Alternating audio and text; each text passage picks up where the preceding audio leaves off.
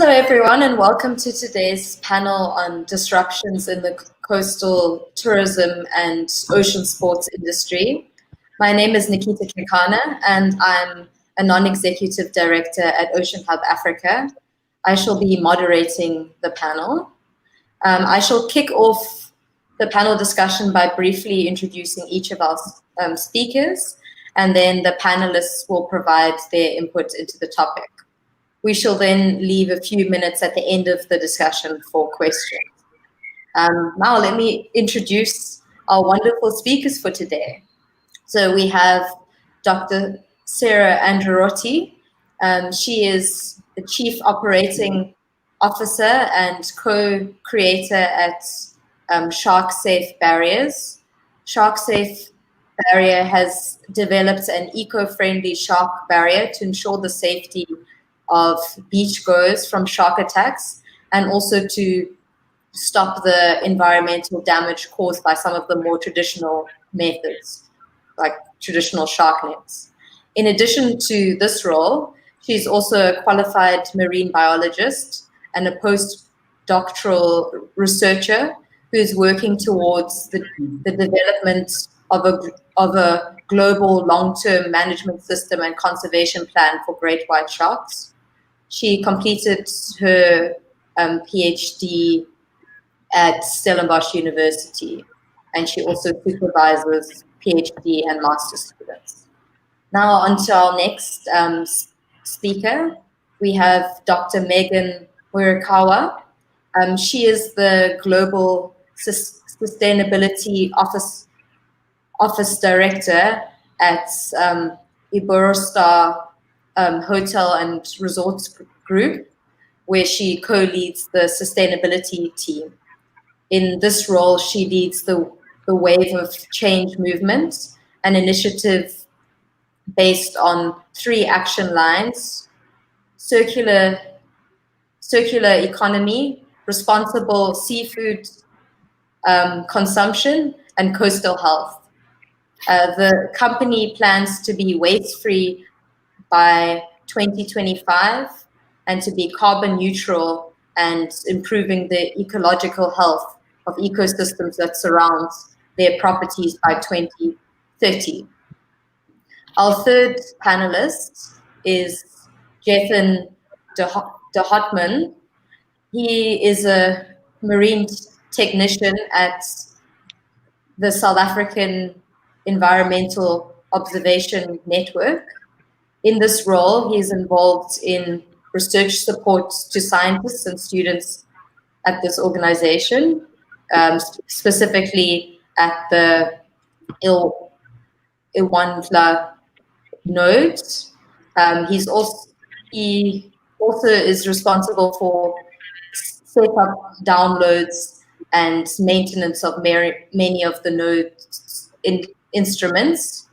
And in addition to this role, he's also involved with the SmartFin program, which is a surfing-based citizen science project which aims to unite the surfing community and the research community in an effort to fill this gap in our oceanographic data.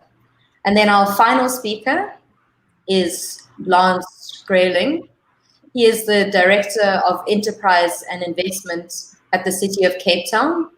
He has an honors degree in African Studies from the University of Cape Town, majoring in English and economics, and a postgraduate diploma in sustainable energy from Stellenbosch University. He's also served as a member of parliament for 11 years, where he served on a number of portfolios, including the finance, public enterprises, minerals, and energy departments. He's also a noted public figure dealing with economic questions, and he also sits on a number of boards. He's an expert in sustainable development and has a passion for finding solutions to South Africa's energy crisis.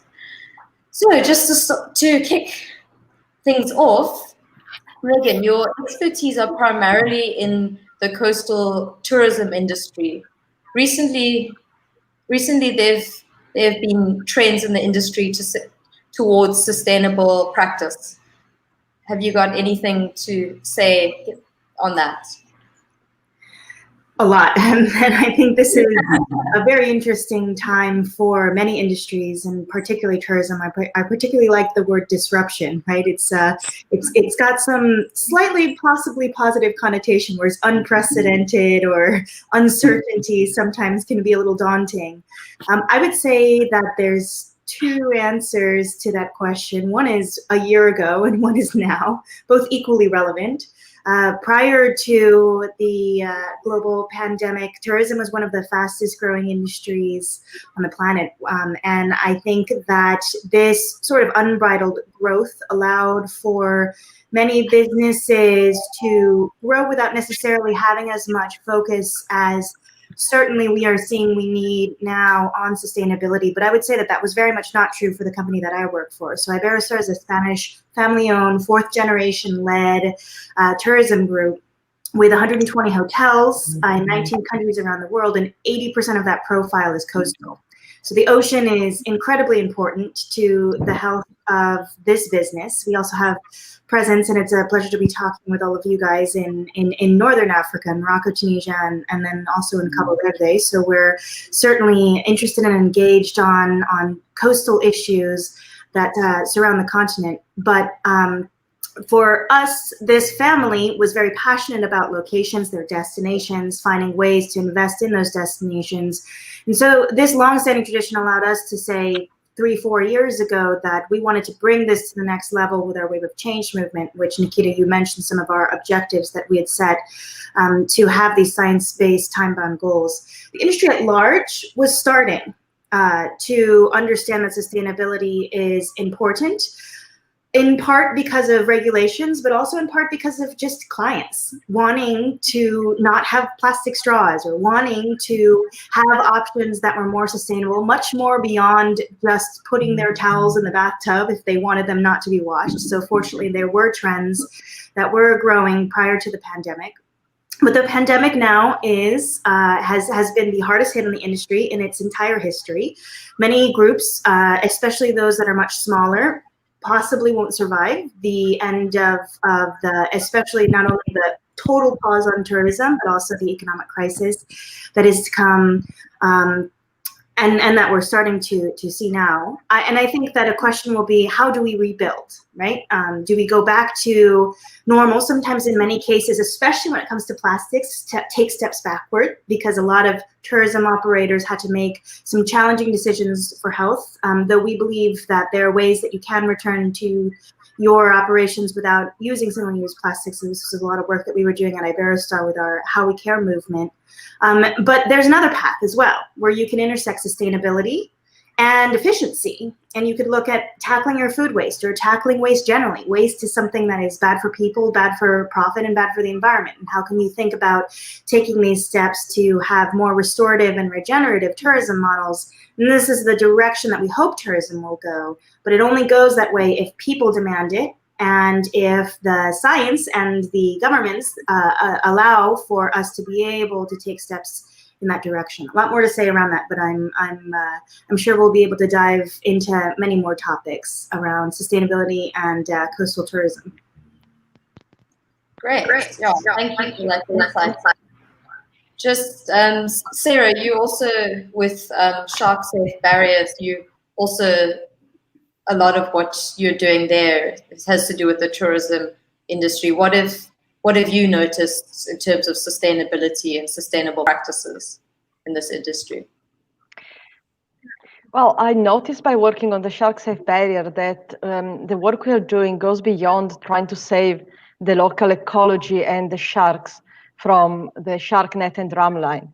The more I've been working on this, the more I've been seeing how having a structure that can allow people to enter the water with peace of mind can also promote a more peaceful coexistence between the local community and the local environment. And it could be an attraction for tourism to get more people to come to the area because there is a safe space, while at the same time promoting the sustainable, non-consumptive use of sharks as a resource for the economy, not just the ecology. because the moment the sharks are going to be maintained alive, you have a whole bunch of ecotourism activities and diving centers that could thrive by keeping sharks alive. So what I notice is that the impact that our little startup can have is not just about saving shark. It becomes a tourism boost. It becomes a social driven project, and less trauma for the people that lives in area where sharks are present. So it's been an exciting journey for me to find out how much impact we can have just by looking at things out of the box. And one of the things I've been hearing the most is, we've always been doing it that way, so why changing? We have people that have been using shark nets since 1950. Why do we want to change it? And every time is because it's our responsibility to do better.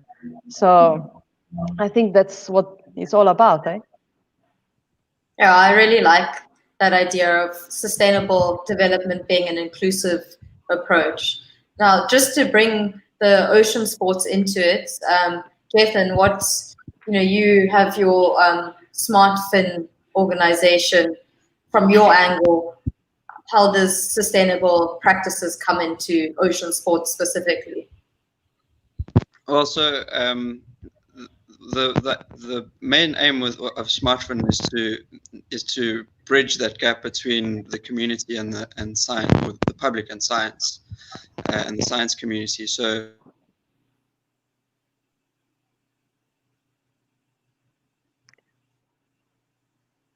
We lost him.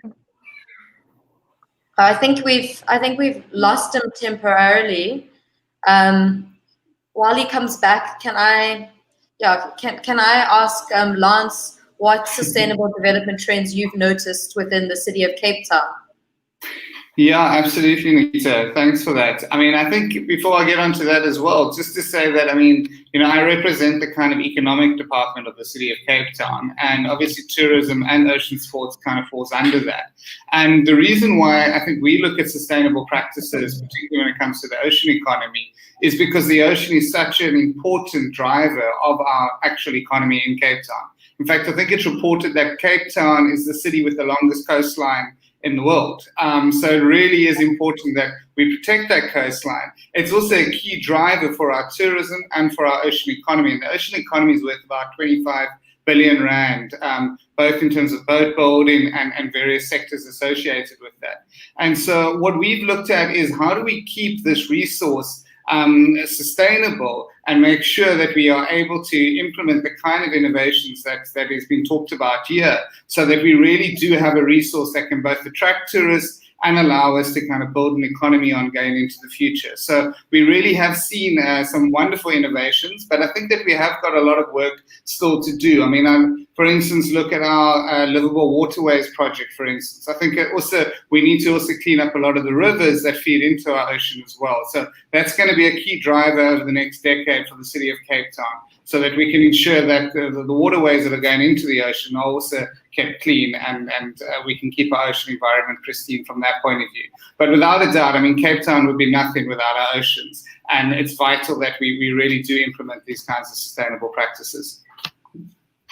Yeah, I mean, I think what I'm really liking from this panel is everyone's coming from slightly different perspectives on the continent. This Northern African perspective, there's also Southern African perspective. There's just a lot of potential for growth in this industry. So now I'm going to sort of hone in on your sort of areas of expertise, and start with you, Sarah.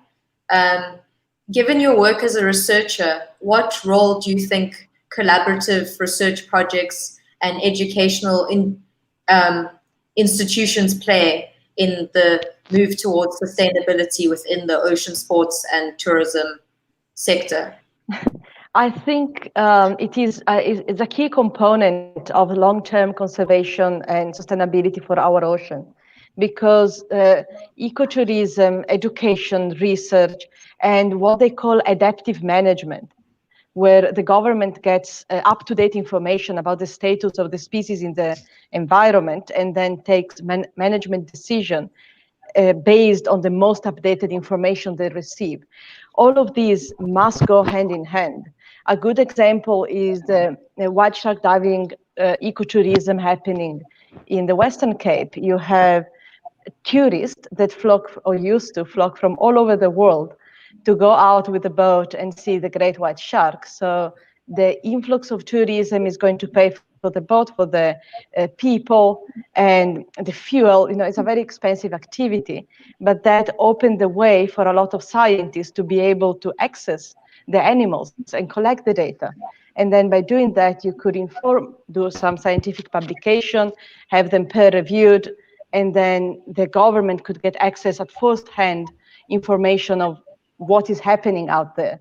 So you do that, and then you also have the tourist that gets to see sharks, for instance, personally, and a lot of misconception about this animal and fear they get about this animal simply fades away by meeting the animal by themselves. So you have this educational role, and the research and the ecotourism, they all work hand in hand. And ultimately, you get people to know about our marine environment better. So they start understanding how important it is, and how, even though we are land animal, we are very much linked to the health of our ocean. So if we get more people to understand that, you get more people to care about it, then you eventually have government that will take decision based on the long-term sustainability and health of the ocean. So it must go hand in hand, and I think they are all equally important to be promoted. Fantastic. Thanks for that insight. So Megan, now bringing in private big businesses, what is their role in this whole sustainability project? That too has two answers. One is the Iberostar answer, and one is perhaps a more general industry answer. And I couldn't resonate more with Sarah's kind of analysis of adaptive management, because that's a little bit of what we're trying to do at Iberostar, and I very much come from that world as well. I was actually doing my PhD at Stanford's Marine Station on how we could help restore coral reefs that were more resilient to climate change before jumping over to come into the tourism sector. And when we have this goal that all ecosystems that surround our property should be in improving ecological health alongside profitable tourism in all of the places where we operate by 2030, that basically means we need to have adaptive management plans in the places where we're operating. And so that can range from everything from engaging in small marine protected areas and seeing whether or not some of the resources we have at the resort, like our security or our dive operations, can help to do the management in those sorts of areas, or actually kind of diving into restoration. So we actually have a full science team and coastal health management team who come from marine biology backgrounds and help us to say, oh, interesting, how do we actually restore reefs for coastal protection, for these ecosystem services that we know that healthy, resilient nature can provide businesses and communities over the long term. And one of the other exciting initiatives that we just launched is what we're calling our nature-based blue carbon offset program. We said we were going to be carbon neutral by 2030. We're doing everything we can to increase, again, that efficiency, because that's where it makes a lot of business sense right now to do so in that work, and also to switch as much as we can to renewables, which is something that we can only do within our facilities and try and push destinations, but ultimately the destinations need to also have options for us to have those renewables. But because we've bought into the greenhouse gas protocol, that means that we have all of these other scopes of our emissions. How much carbon was emitted to produce red meat, right? All of these scope 3 emissions, we're gonna have to offset by 2030. And so what we've said is, okay, well, if we have to offset this carbon, we wanna invest in our destinations. So in our nature-based blue carbon offset program, we said any carbon offset we have in 2030, 75% of that, in lieu of traditional carbon credits, we want to offset that by protecting and restoring mangroves, coral reefs, seagrasses in our destinations. And so that's a little bit of how we think that tourism should be engaging in this local level. we realize that this is a model that hopefully is just in the beginning phases of scale for the sector at large. But I would say the sector generally needs to play a much more active role in thinking about the resources that they're currently getting for free, right? Clean air, clean water, protection from storms and floods, and think about what they want to do to have those resources for generations to come, for their people, for their business models, for their communities. And so this is where I think a couple of really important global goals for the tourism sector, like decarbonizing the entire industry by 2050, if not before, or thinking about how we can bring in nature-based solutions into the sector at large, are going to be really important. The high-level panel for a sustainable ocean economy is a commitment across 14 nation leaders to bring sustainable ocean management to their national waters. There's an exciting announcement coming out on December 2nd about how these nations are going to be working towards sustainable ocean management. And Iberostar is co-chair of the Tourism Action Coalition that comes out of this high-level panel for a sustainable ocean economy. And in this action coalition, what we're trying to do is build a roadmap for the sector so that there are guidelines and best practices and tools that are available for other industry players to be able to use to think about how they can adopt this in their own sort of settings and in their own businesses. And this is what we think that the role should be greater and at large for the sector as they're growing and figuring out how to take responsibility for those ecosystem services that are necessary in order for businesses to run. Great, yeah, I like the collaborative approach. I'm gonna see whether we can, Jason, are you with us? I'm with you. Okay, fantastic. We have a question from the audience about how can ocean sports help in ocean conservation? So if you want to take this one. So I'll speak particularly with Smartfren. So Smartfren is completely reliant on the surfing community. And like I tried to mention before, the goal of Smartfren is to collaborate, but is to have a collaboration between the surfing community and the science community, so that we can not only collect data in the surf zone, but also create a public awareness about the ocean and the environment. And so, yeah, the surfing, the sports community can have a very important role in data and science within the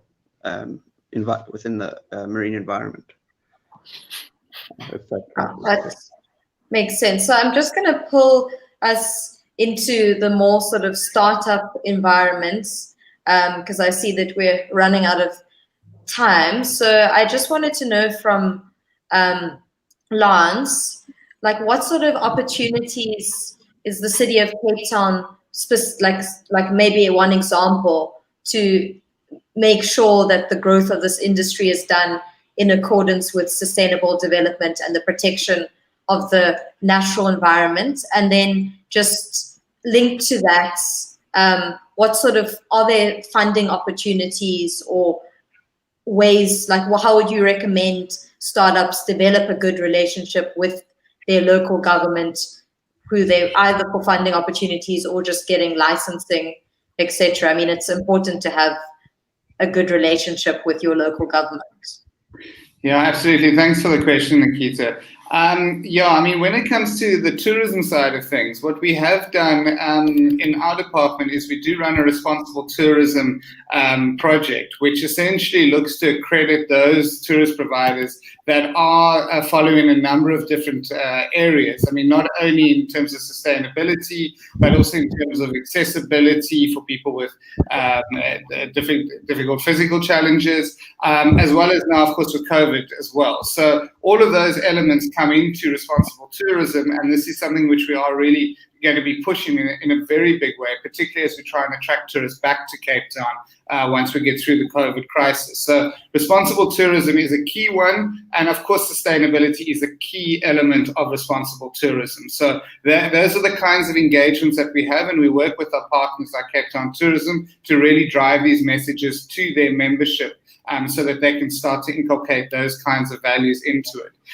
When it talks about financing and that for startups, I mean, I've heard Megan talked about an ecosystem, but the ecosystem we talk about in our language as well also refers to the kind of funding ecosystem and the various partners that work together to make sure that people are able to key into that. So, I mean, I must say we're very grateful in Cape Town that we've got a number of partners that are all kind of pushing in the same direction, particularly when it comes to the oceans economy. So, for instance, we've in fact, with the V&A waterfront, we've made major investments into the ocean economy and certainly are supporting that ecosystem when it comes to startups and that.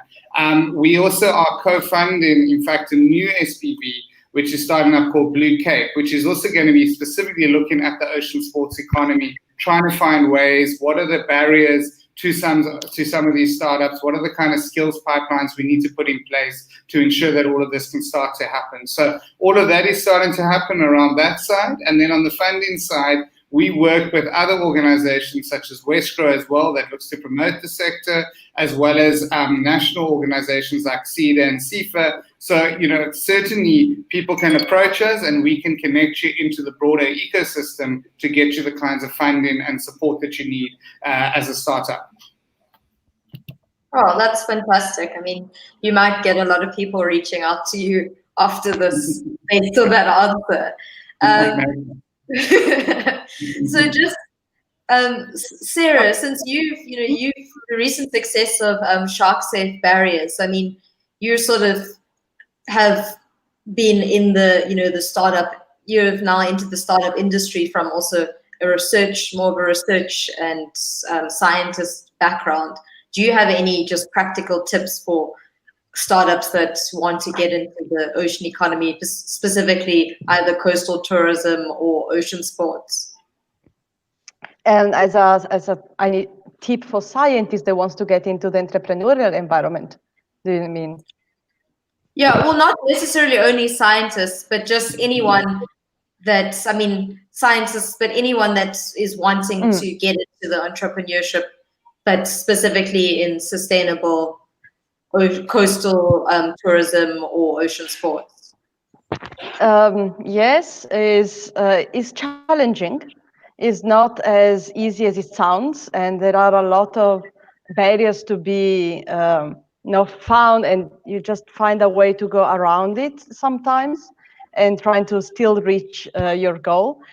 All I can say is trying to work on something you truly believe on, because only if you have the ultimate goal in mind, you will be able to go over all of the challenges that are going to be on your way if you want to start something new. And I found that to be the key for me personally. I know what I'm trying to do. I know why I'm trying to do it. And whatever comes my way, I need to find a way to go around it and still, keep on keeping on until I get more like-minded people to work with me. And eventually will make a difference. Oh, fantastic. That's very practical. And now, just briefly before we open up the floor to some questions from the audience, Megan, I just wanted to know from you, what do you think startups can learn from big established businesses like Burastar? Ooh, a lot. We have some, I would say, ugly problems that need some big solutions, and a lot of that increasingly is going to be around waste. And this isn't only just plastic waste, because I think there's a lot of really good startups that are thinking about how we either provide products that are made out of recycled material or provide a use for plastic at the end of its use, say a water bottle or other high quality plastics. But the ugly part is the other waste, right? How do we find value in food waste? How do we find value in some of these other products that are much less charismatic? And I think we could see a lot of innovation. This is going to be a really big key for us. How do we find value in waste in places that don't have huge industrial facilities to be able to process that into a new material in and of itself. There's a lot of innovation that needs to happen to be able to think about it in the first place. That's the call to the innovators. That doesn't mean that everyone should be working to just reduce the amount of consumption in the first place. I think that is a precedent that is necessary, but that would be a big one, is kind of diving into the real problems by volume, right? And then thinking about how it is that solutions, technological solutions, can be provided at scale, but also in small and remote and hard to get to places to be able to solve that. And a lot of that comes around waste. I see that as a big area where we need a lot of innovation past just plastics. Awesome. Well, I mean, I think, that's really practical advice, because I mean, sometimes it's not waste isn't the first thing that someone thinks about when they're starting a business. So if we have any questions for our panelists, I mean, I think we've got here. There's a question from the role of education about ocean conservation taking place alongside teaching ocean sports. I'm not sure if any of you has a. Okay, Sarah, please go ahead. I'm working with a lot of diving centers, in particular Pisces divers in Cape Town. You know, you have ocean water sport in Uncomas, some cage diving like Whiteshell Diving Company in Kransby. These diving center, they don't just bring tourists into the water. They give a window for land animals like humans are to experience what do we have under the surface. So I think surfing is one way of enjoying your ocean and start loving it and then caring about it and wanting to do something positive for it. But diving is also the next, almost, okay, I'm a diver more than a surfer, so probably I'm biased. But I think that going under and see what richness in biodiversity we have here is incredible, because the people will get an education just by experiencing it, and then talking to their kids and talking to other people and get to understand the sea better. So I don't know if that answered the question, but the education that comes with the eco sport and the ecotourism the sea is the best ambassador for itself. So these diving centers are the tool to bring people into it. Yeah, no, I mean, I think that's excellent. I mean, when you make things personal and people have the passion, then they're more likely to do some conservation. We have another question, which is also relating to the training of local staff from tourism services organizations. I think, Megan, I think this might be a good question for you to answer. I'm wondering what the question is around training. Is it how do we do this better, or what kind of training is needed for local staff and tourism service organizations?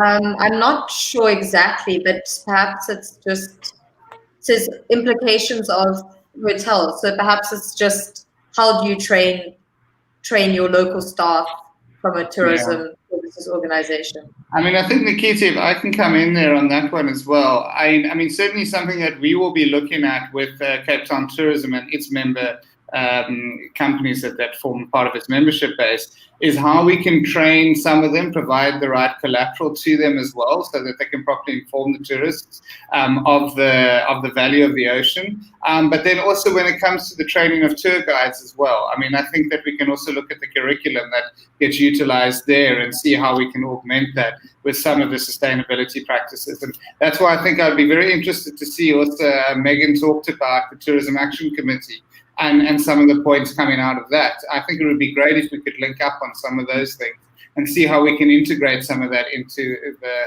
tourism ecosystem in Cape Town as well. So I definitely think there's room to expand this. No, absolutely. And to speak a little bit to how it is that we go about training our staff as well. At Iberostar, with as operations as large as we have, we're talking about like 35,000 people who are part of the Iberostar family and who all need to be ambassadors of the ocean or ambassadors of our Wave of Change movement in order for us to have a successful impact. I think one of the most important components is there's two sides to this, right? There's the side that is part of your job, and so the training and the manual, the actions that you need to take. How do you segregate waste better? How do you think about communicating responsible seafood choices to your clients? But there's also the connection side, and that side is equally important. And when people are passionate about their jobs, unfortunately, there's a lot to be passionate about when it comes to protecting or working for a company that you get to have your job as wait staff contribute to the protection of the oceans. And that's actually very real, right? Because we removed all single-use bottles and they all needed to learn different processes to use. The reverse osmosis fountains we installed in places that didn't have potable water. So it really is wait staff that is directly contributing to protection of the ocean. Then when it becomes a passion point, it becomes something that is infectious, right? It becomes something that you're bringing home to your kids and talking about and bringing these lessons with you and thinking about how you can get more engaged in this environment that likely your family has known for many more generations than the tourism operator themselves, right? So it's really just about thinking about how do we strengthen connections between people and the nature that is around them, so that becomes something that I know, I'm certain, motivates all of us to be here listening to this panel, talking in this panel, to find how it is that we can continue to enjoy these natural resources for a long time to come. Great. So, I mean, we're going to be wrapping things up from our side. So if any of you have any final quick comments to make before, and I mean, I'd just like to thank all of you, including Jethan, who it seems has been having a few technical difficulties, so he's left us at the moment. But really, each one of you, it's been really incredible to have all four of you here, and it's so refreshing that each of you are coming from a slightly different angle and a different perspective. So I've really appreciated that. But if you have any final words, please go ahead. I'm most definitely going to take up Lance's offer to talk more about it, and probably will contact Megan as well, see if there is any chance for collaboration in the future. It's just, for me, it's fantastic to have this opportunity to speak with in this panel and see how many other people are actually trying to do to bring some change and trying to do better for our future and the future of our oceans. So thank you so much for the opportunity. That's fantastic. Thank you for joining. Yeah, and I want to echo that from Sarah as well. And thank you to Nikita too for moderating this panel. Thanks for putting this together. I think it really has been really insightful. And I think, thinking about it as well, it's been quite a global panel this as well. And it reminds me about the ocean. I mean, the ocean is particularly global. I mean, it's the biggest thing on the planet, actually. So I think they're trying to find solutions from different parts of the world, which we've done today, and see how we can then implement them in each of our parts of the world to improve the health of our global oceans. Really is an important task. So I'm happy to work with you, Sarah, and happy to work with you, Megan, as well, to see how we get that right. Stunning. Thanks for all of this diverse perspective. I think if anything, we realize that many aspects touch tourism, right? It's almost like, well, you don't need to be just a tourism provider to have impact on a lot of these activities and recreation sports and ways to contribute to help protect these environments. So thank you all for your diverse perspectives as well. Oh, thank you, everyone. I think I'm going to wrap it up there. And I mean, please, everyone, continue participating in the conference. Fantastic. Thanks. Cheers.